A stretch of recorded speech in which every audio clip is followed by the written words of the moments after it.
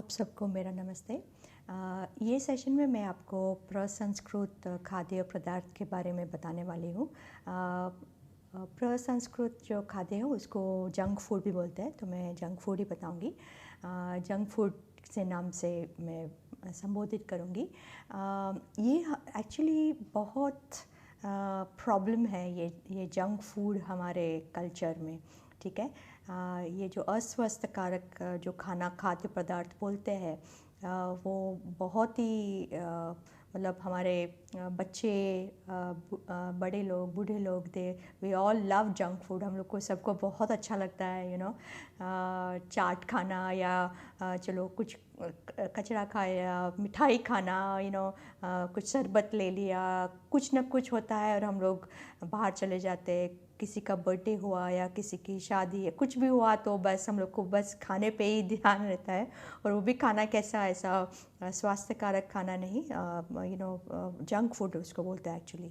तो वो junk food क्यों मतलब उसके बारे में मुझे आपको थोड़ा बताना था। ये जो जंक फूड है, मतलब ज़्यादा से ज़्यादा ये मैदा, शक्कर, ज़्यादा नमक और तेल से बना हुआ होता है, ठीक है। तो फॉर एग्ज़ाम्पल हम लोग ले लेते हैं कि मिठाई, तो हम लोग जो मिठाई, बहुत लोगों को मिठाई की ये बुरी लत होती है एक्चुअली, मीठा खाने की। हम लोग बोलते हैं हमको चाय की लत है, चाय की लत है। चाय की लत नहीं है, ये शक्कर की लत है। तो ये जो शक्कर है, वो जैसे हम लोग शक्कर वाला खाना खाते हैं, किस में शक्कर है, आपके केक में शक्कर है, पेस्ट्रीज़ में शक्कर है, जो आप जो बिस्किट खाते हो, बच्चों को बिस्किट खिलाते हो, उसमें शक्कर है। जो सारी मिठाइयाँ आती है, बहुत सारी की चॉकलेट आती है, सारे में शक्कर है। शक्कर का तो मैं आपको क्या बताऊँ, मतलब उसका जो हमारे स्वास्थ्य पे जो असर होता है, वो बहुत ही बुरा असर है शक्कर का। तो उसमें फ्रुक्टोज करके जो मॉलिक्यूल है, फ्रुक्टोज डायरेक्टली हमारे जो कलेजी है उसमें जाके वो तुरंत ही लिवर को ग्लूकोज, मतलब जो वो जो फ्रुक्टोज है वो कन्वर्ट होके चर्बी में जमा हो जाता है अपने कलेजे में। तो बिल्कुल हम लोग को जितना हो सके, बच्चों को हम लोग को शक्कर वाला खाना कम खाना चाहिए। बच्चों को तो मैं ऐसे एडवाइस करती हूँ कि हफ्ते में सिर्फ एक बार, जो कि रविवार को, कभी भी उसको इतवार को, अगर थोड़ी शक्कर, मतलब कुछ थोड़ी चॉकलेट खानी है या बिस्किट थोड़ा सा लेना है, तो हफ्ते में एक बार चलता है। लेकिन हर रोज़ मैं शक्कर लेने के बिल्कुल मना करती हूँ। मैं खुद भी शक्कर बिल्कुल नहीं खाती हूँ, मिठाई भी नहीं खाती हूँ एक्चुअली। दूसरा जो है मैदा, तो मैदे की कौन सी चीज़ है, जो भी हम लोग ये मैदे की रोटी होती है, मैदे के बिस्किट्स, जो हम लोग बिस्किट्स खाते हैं पूरे मैदे के बने हुए हैं, तो समोसास है, बहुत सारा वो जो है, वो सारे मैदे के बने होते हैं। हमारी जो केक है, जो केक बर्थडे में केक लाते हैं, वो केक पूरी मैदे की बनी होती है। तो हम लोग को मैदा वाला खाना भी नहीं खाना चाहिए, क्योंकि उसमें बिल्कुल जो पोषक तत्व होने चाहिए, बिल्कुल पोषण तत्व है ही नहीं उसमें। उसको हम लोग बोलते हैं एम्प्टी कैलोरीज, मतलब कैलोरीज ही देती है, उसमें कुछ पोषण तत्व नहीं होता है, सिर्फ एनर्जी देती है, ठीक है। और दूसरा प्रॉब्लम ये है कि जब भी हम एक ऐसे मैदा, शक्कर ऐसे खाते हैं चीज़, तो हमारे बॉडी में जो इंसुलिन की मात्रा है वो बढ़ जाती है। जैसे जैसे वो इंसुलिन बढ़ता है, वैसे वैसे हम लोग को उसके जो कॉम्प्लिकेशंस है, वो हम लोग को उसके चिन्ह हम लोग को फिर धीरे धीरे दिखाई देते हैं हमारे स्वास्थ्य में, ठीक है। आपको तो ये बहुत ध्यान में रखना है। दूसरा जो है तला हुआ चीज़, अगर आप बाहर जब भी खाते हो, बटाटा वड़ा खाया या बोंदा खाया या भजी खाई, वो जो तेल जो इस्तेमाल करते हैं, वो लगभग सोया ऑयल या कॉर्न ऑयल या ऐसा कोई या तो कॉटन सीड ऑयल, ऐसे तेल जो इस्तेमाल करते हैं, वो बहुत ओमेगा 6 की जो चर्बी है, वो उसकी मात्रा उसमें बहुत ज़्यादा होती है।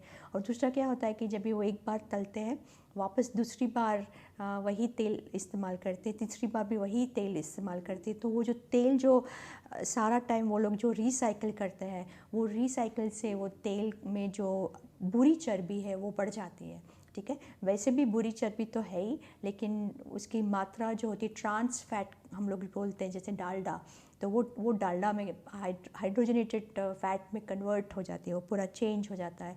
तो आपको वो बाहर की तली हुई चीज़ बिल्कुल नहीं खानी है।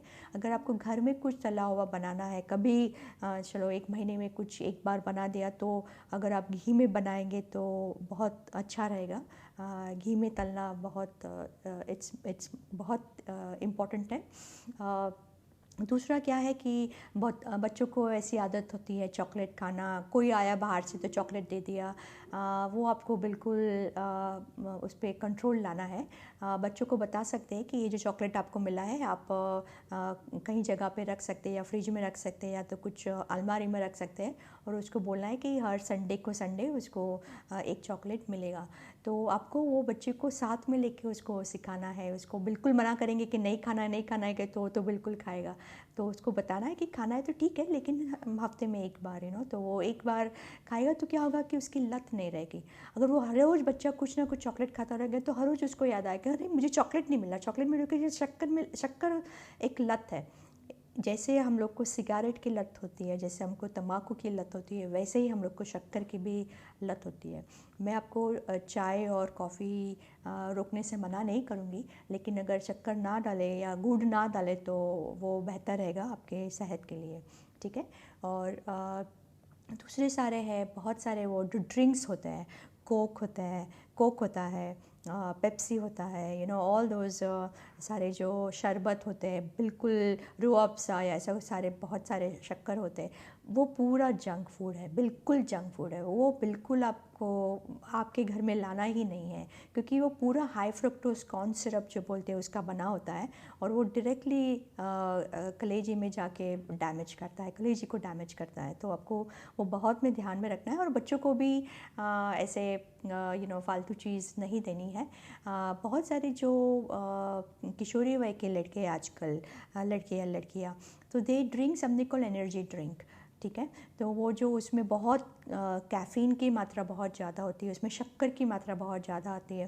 वो लोग क्या करते हैं, जब एग्ज़ाम होती है तो वो एनर्जी ड्रिंक लेते हैं, और वो सारी रात पीते रहते हैं, क्योंकि वो फिर वो नींद उनको ना आए।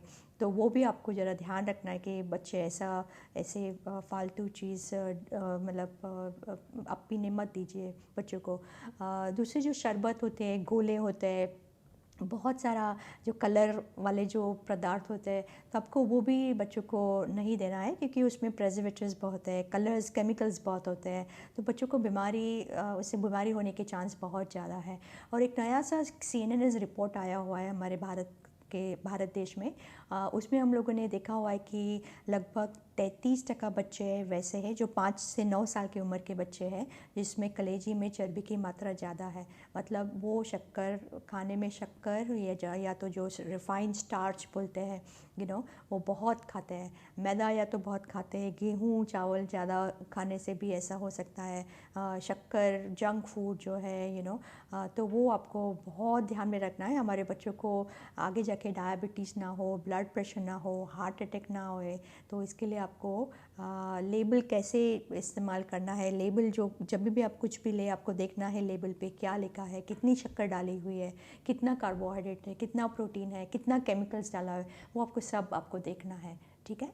तो मैं यहाँ पे मेरा सेशन ख़त्म कर रही हूँ। आपको 2 ट्यूटोरियल्स हैं यहाँ पे। एक तो जंक फूड, और आजकल जंक फूड क्यों बढ़ गया है हमारे भारत में, तो उसके बारे में भी मैंने बहुत अच्छा हमारी टीम ने एक ट्यूटोरियल बनाया हुआ है। ओके, धन्यवाद। जंक फूडवरील स्पोकन ट्युटोरियलमध्ये आपलं स्वागत आहे. या ट्युटोरियलमध्ये आपण शिकणार आहोत जंक फूडमध्ये असलेले घटक आणि आपल्या आरोग्यावर जंक फूडचे हानिकारक परिणाम. 3 घटकांवर अवलंबून असलेले कोणतेही अन्न जंक फूड मानले जाऊ शकते. पहिले 2 घटक आहेत सामग्री आणि स्वयंपाक करण्याची पद्धत. तिसरा महत्त्वाचा घटक आहे अन्नातील पोषक घटक. जंक फूडमध्ये साखर, मीठ, परिष्कृत चरबी आणि मैदा जास्त प्रमाणात असतो. बहुतेक जंक फूड हे तळून किंवा बेक करून तयार केले जाते. ह्या अन्नामध्ये अनेक कृत्रिम रंग, चव आणि संरक्षक घटक जोडले जातात. हे अन्नाची चव, सजावट आणि टिकवण काळ वाढवण्यासाठी केले जाते. जंक फूडमध्ये कॅलरीज जास्त असतात. त्यामध्ये प्रथिने, फायबर, जीवनसत्वे आणि खनिजे काहीही नसतात किंवा कमी प्रमाणात असतात. काही सामान्यतः खाल्ले जाणारे जंक फूड म्हणजे तळलेले खारट स्नॅक्स. बहुतेक फास्ट फूड देखील जंक फूड आहेत. उदाहरणार्थ pizza, burger, French fries, noodles, chips, wafers, puff pastry, samosa इत्यादी. काही पेये जंक फूड म्हणून गणली जातात. उदाहरणार्थ थंड पेये, फळांचे रस आणि कृत्रिम चव असलेले पेय. कॅफीनयुक्त पेये, सोडा आणि एनर्जी ड्रिंक्स हे देखील यामध्ये समाविष्ट आहेत.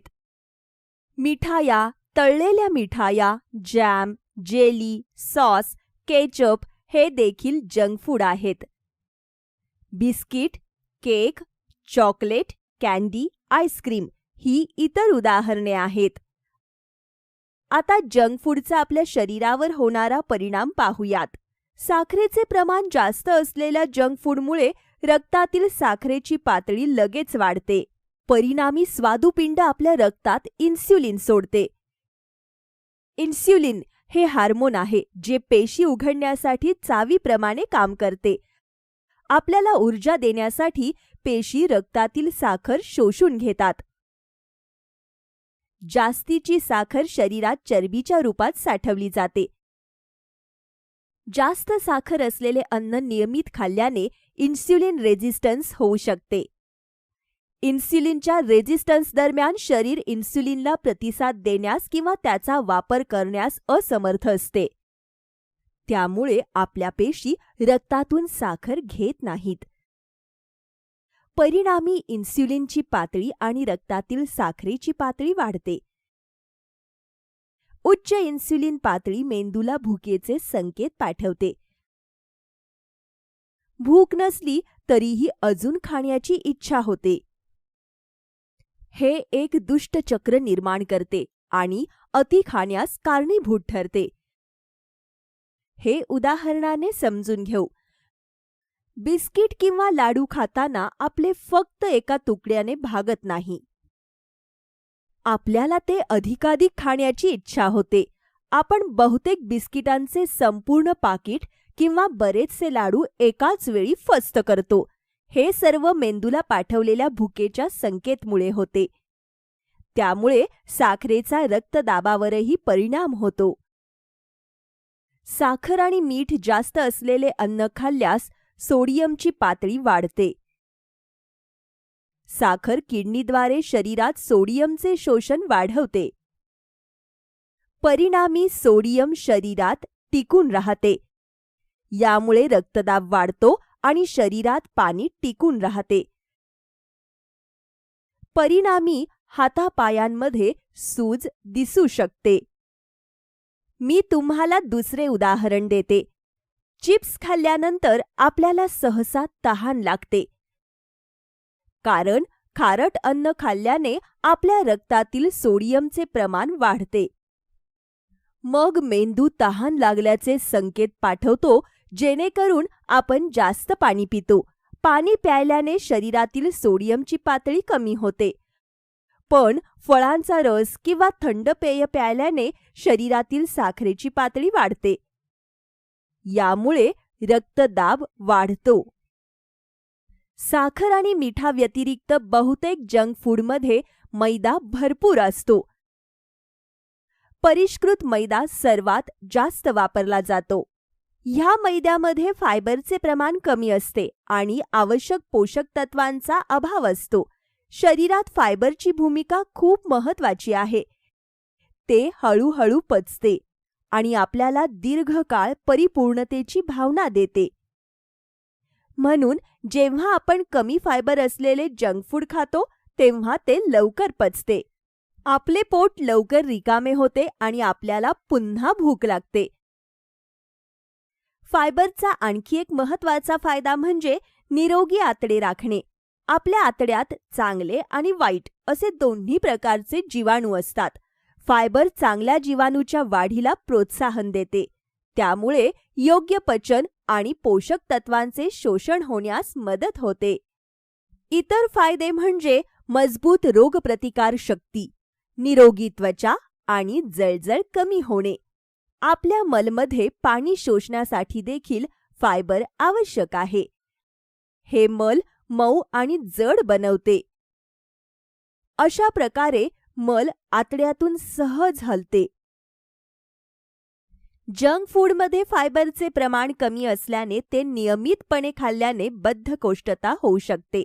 दुसरा तोटा म्हणजे जंक फूडमुळे आतड्यातील चांगले जीवाणू कमी होतात.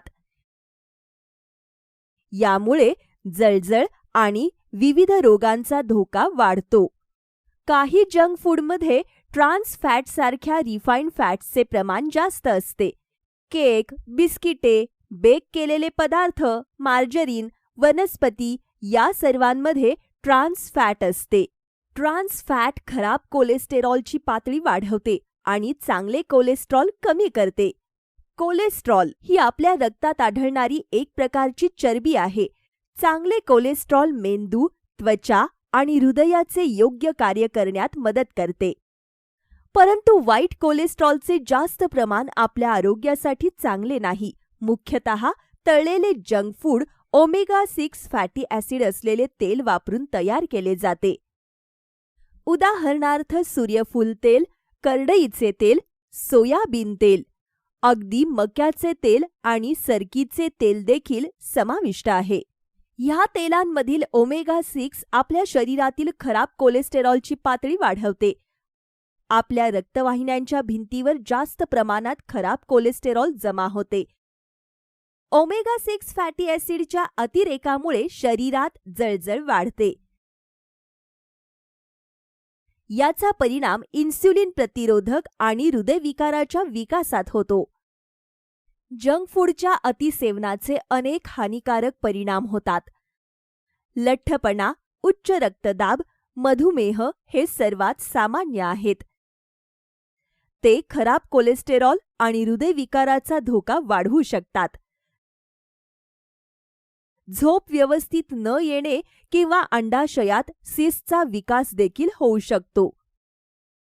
अति जंक फूड खाल्ल्याने पोट खराब होऊ शकते. तुम्हाला मळमळ, उलट्या आणि भूक कमी होऊ शकते. जंक फूडचे इतर परिणाम म्हणजे दातांमध्ये ॲलर्जी आणि कर्करोग होतो. जंक फूडमध्ये आपल्या शरीराला निरोगी ठेवण्यासाठी आवश्यक पोषक तत्वांचा अभाव असतो. म्हणून जंक फूड खाल्ल्याने आपली रोगप्रतिकारक शक्ती कमकुवत होऊ शकते, ज्यामुळे आपल्याला अनेकदा थकवा आणि अशक्तपणा जाणवू शकतो. सहसा जंक फूडच्या आपल्या आरोग्यावर होणाऱ्या दुष्परिणामांबद्दल आपल्याला माहीत नसते. विचार न करता आपण ते नियमितपणे जास्त प्रमाणात खातो. म्हणून आपण आपले अन्न निवडताना काळजी घेतली पाहिजे, जेणेकरून आपण निरोगी राहू. यासह आपण ट्युटोरियलच्या समाप्तीकडे पोहोचलो आहोत. सहभागाबद्दल धन्यवाद. हे भाषांतर आणि ध्वनिमुद्रित करण्यासाठी सिताराद्वारे पिरामल फाउंडेशनकडून IIT बॉम्बे मार्फत सार्वजनिक हितासाठी निधी देण्यात आला आहे.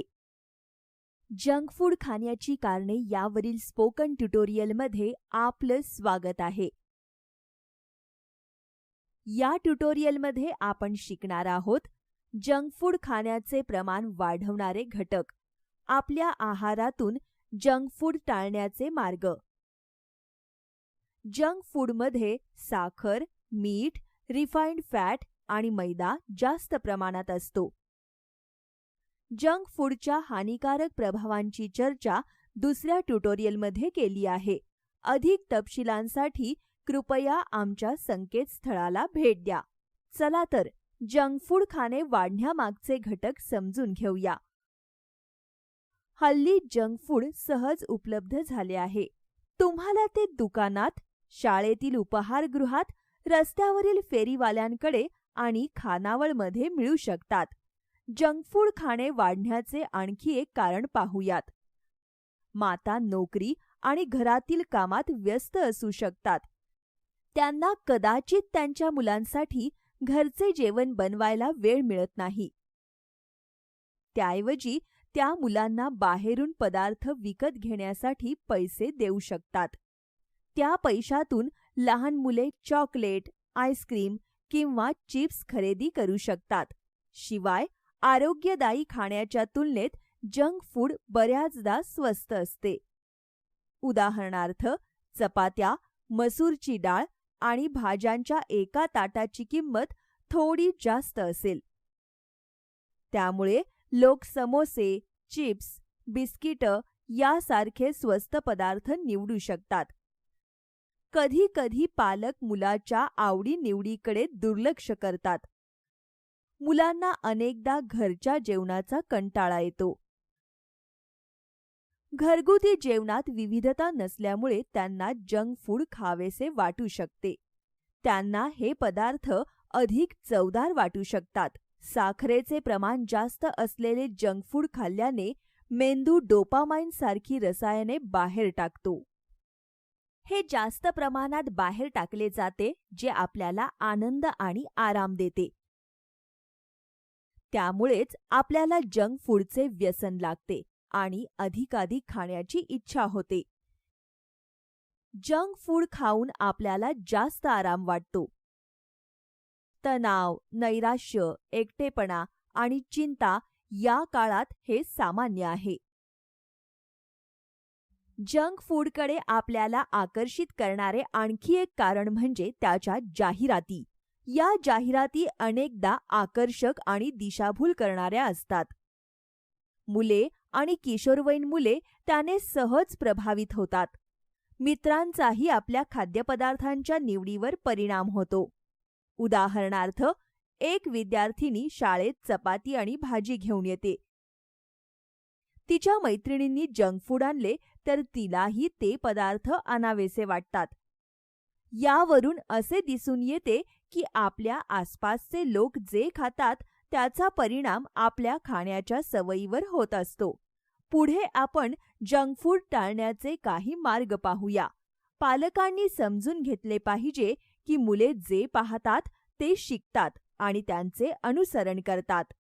जर ते पाहतात की आई-वडील आरोग्यदायी खाणे खात आहेत, तर ते देखील योग्य खाण्यास प्रवृत्त होतील.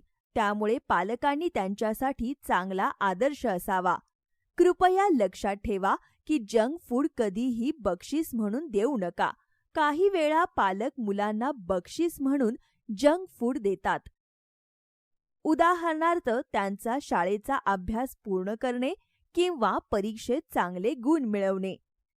यातून मुलांना असा संदेश मिळतो की हे पदार्थ खाण्यास हरकत नाही. जसजसे ते मोठे होतात तसतशी ही त्यांची सवय बनू शकते. त्यामुळे मुलांना बक्षीस म्हणून कधीही जंक फूड देऊ नका. टीव्ही पाहताना किंवा फोन वापरताना खाणे टाळावे याची काळजी घ्यावी. टीव्ही पाहताना खाल्ल्याने आपले मन विचलित होते. त्यामुळे आपल्याला खाण्याचे समाधान मिळत नाही आणि जास्त खाल्ले जाते. मातांनी आणखी एक गोष्ट लक्षात घेतली पाहिजे, ती म्हणजे जेवणात विविधता आणणे. मुलांचे नियमित जेवण रोमांचक बनवता येते. ते अधिक रंगीत आणि पोषकयुक्त बनवा. विविध खाद्य गटातील घटकांचे मिश्रण वापरा. मी तुम्हाला एक उदाहरण देते. मसूर, भाज्या किंवा अंडी घालून साध्या भाताला बदलता येते. अशा प्रकारे मूल घरी बनवलेले जेवण जेवण्यास उत्सुक असेल. जेवणाचे नियोजन करण्यापूर्वी मुलाच्या आवडी-निवडी विचारात घ्या. जर त्यांना विशिष्ट पदार्थ आवडत नसेल तर ते इतर पदार्थांमध्ये बदला. उदाहरणार्थ, काही मुले भाजीपाला खाताना चिडचिड करतात. तुम्ही भाजी पराठा, चिला किंवा टिक्कीच्या रूपामध्ये बनवू शकता. भाज्या चिरून किंवा रस्सा करून सूप म्हणून दिल्या जाऊ शकतात. जंक फूडच्या जागी आरोग्यदायी अन्न घेण्याचा प्रयत्न करा. उदाहरणार्थ, वडा, समोसा किंवा बिस्किटांच्या पाकिटाची किंमत 5 ते 10 रुपये आहे. त्याच किमतीत तुम्ही 2 अंडी किंवा 1 ग्लास दूध खरेदी करू शकता.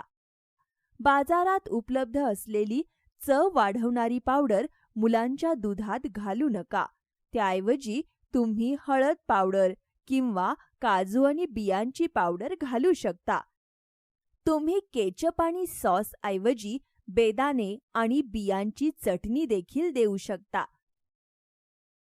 चिप्स आणि तळलेल्या चिवड्याऐवजी भाजलेले शेंगदाणे किंवा चणे खाऊ शकता. तुमच्याकडे उकडलेले हिरवे हरभरे, चणे, मक्याचे दाणे इत्यादी देखील आहेत. मैद्याच्या तळलेल्या पुऱ्या टाळा. त्याऐवजी संपूर्ण धान्य, ज्वारी किंवा बाजरीपासून बनवलेल्या चपात्या किंवा पराठे खा. रिफाइंड वनस्पती तेलांसारख्या खराब चरबी चांगल्या चरबीमध्ये बदला. खोबरेल तेल, शुद्ध तूप आणि लोणी ही चांगल्या चरबीची उदाहरणे आहेत. बेदाणे, बिया, अंडी आणि मासे यांच्यामध्येही चांगली चरबी असते. थंड पेये आणि सरबत पिणे टाळा. त्याऐवजी तुम्ही पाणी, लिंबाचे पाणी, नारळ पाणी, ताक किंवा दूध पिऊ शकता. मुलांना फळांच्या रसाऐवजी संपूर्ण हंगामी फळे खाण्यास प्रोत्साहित करा. फळांचे रस आणि साखरयुक्त पेय 2 वर्षाखालील मुलांना देऊ नये. दिवसभरात चहा आणि कॉफीचा मर्यादित वापर करावा. अर्धा कप किंवा 100 मिलीलिटर 5 वर्षांच्या मुलांना दिले जाऊ शकते. किशोरवयीन मुलांसाठी 1 कप किंवा 200 मिलीलिटर. तर 5 वर्षापर्यंतच्या मुलांनी चहा, कॉफी टाळावे. मुले आणि किशोरांनी ऊर्जादायक आणि कार्बोनेटेड पेये पूर्णपणे टाळावीत. जंक फूड आठवड्यातून एकदाच खावे. बाहेरील जंक फूडपेक्षा योग्य घटक असलेले घरगुती जेवण आरोग्यदायी असते. नेहमी लक्षात ठेवा की चांगल्या सवयी लागायला वेळ लागतो. त्यामुळे लहानपणापासूनच मुलांना सकस आहार निवडायला शिकवले पाहिजे. यासह आपण ट्युटोरियलच्या समाप्तीकडे पोहोचलो आहोत. सहभागासाठी धन्यवाद. हे भाषांतर आणि ध्वनिमुद्रित करण्यासाठी सितारा IIT बॉम्बे मार्फत पिरामल फाउंडेशनकडून सार्वजनिक हितासाठी निधी देण्यात आला आहे.